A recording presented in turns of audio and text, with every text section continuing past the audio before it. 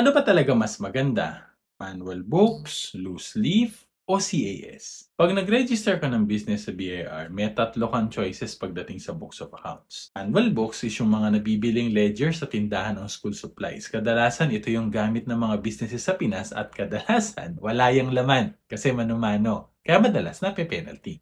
Loose leaf naman is digital version ng manual books. Pwede kang gumamit ng Excel o kaya any accounting system na makakapag-download ka ng Excel copy ng transactions mo. Maganda to, lalo na kung madami kang transactions na nire-record. Mas efficient at mas mabilis, hindi doble-doble yung trabaho. CAS o Computerized Accounting System, eto mag-i-invest ka ng medyo malaki pero sakop na nito lahat, hindi lang books kundi pati invoicing mo, inventory management, lahat digital na.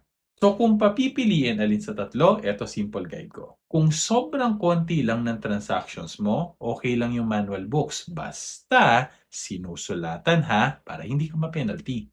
Kung may budget at gusto mo ng maayos na internal control through digital transformation, CAS ang sagot dyan. Pero kung gusto mo ng konting balance between budget and less manual work, loose leaf ang bagay sa'yo. Importante, we stay compliant at nagagamit mo yung financial records mo hindi lang for BIR purposes kundi pati na din in creating strategies for your business. This is the power of accounting automation. If you're interested to know more, send us a message. Lagi tandaan, basta accounting, i-automate na yan.